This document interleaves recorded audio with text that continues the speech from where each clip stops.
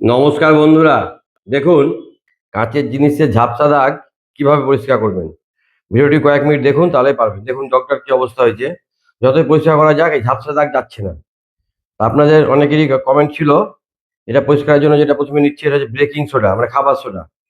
খাবার সোডা নিয়ে নেবেন, তার মধ্যে দিয়ে দিবেন একটা লেবু কেটে তার রস দিয়ে দিবেন, দিয়ে একটা পেস্ট তৈরি করতে হবে। ভিডিওটা কয়েক মিনিট দেখুন, তাহলে আপনারা বুঝতে পারবেন এবং করতে পারবেন। এই দেখুন, লেবুর রসটা দিলাম, শুকনো শুকনো হলো, আর একটু লেবুর রস দিব আমি।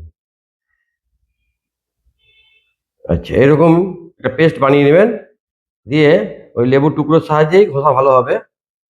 যে জিনিসটা পরিষ্কার করবেন তার গায়ে ভালো করে ওই পেস্টটা লাগিয়ে দিন। লক্ষ্য রাখবেন কোথাও যেন বাদ না পড়ে, সমস্ত জায়গায় ওই পেস্টটা লাগাতে হবে। এইভাবে লাগানো হয়ে গেলে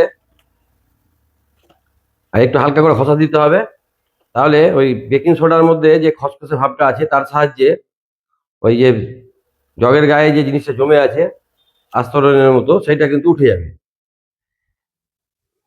এইভাবে কিছুক্ষণ ঘষে বা ভালো করে লাগিয়ে নেওয়া হয়ে গেলে এটাকে আপনাকে 10 থেকে 15 মিনিট কিন্তু রাখতে হবে। যে জিনিসটা পরিষ্কার করবেন সেটা কি। তবে এর আরো পদ্ধতি আছে, সেই পদ্ধতির ভিডিও আমি পরে দিব। আজকে এই পদ্ধতিটাই দেখুন, যে আমি এটা কিভাবে চকচকে করে দিচ্ছি। একদম কোনো স্পট থাকবে না, কিন্তু একদম ঝকঝকে হয়ে যাবে, ঝাপসা দাগগুলো কেটে যাবে। 100% রেজাল্ট পাবেন, করে দেখবেন। তবে এইভাবে বেশ কিছু ঘষে নেওয়ার পর কি করতে হবে, এটাকে কিন্তু আপনাকে 10 মিনিট থেকে বা 15 মিনিট মতো রেখে দিতে হবে। এবং ভালো করে লাগানো হয়ে গেল সমস্ত জায়গায়। এইভাবে পেস্টটিকে সমস্ত জায়গায় ঘষে ঘষে লাগিয়ে দিতে হবে। এইভাবে সমস্ত জায়গায় লাগানো হয়ে গেলে যে জিনিসটা পরিষ্কার করবেন সেটাকে 15 থেকে 20 মিনিট মতো রেখে দেবেন। ফিরে এলাম 15 মিনিট পর। দেখুন কালারটা কেমন একটু আলাদা হয়ে এসছে, যা স্পট ছিল সমস্ত কিন্তু উঠে গেছে। এবার আমি একটু ঘষে নেব ভালো করে।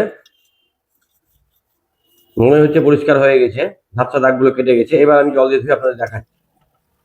দেখুন, যতদিনে পুরো ঝাপসা দাগ থাক সব কিছু ঝকঝকে হয়ে যাবে।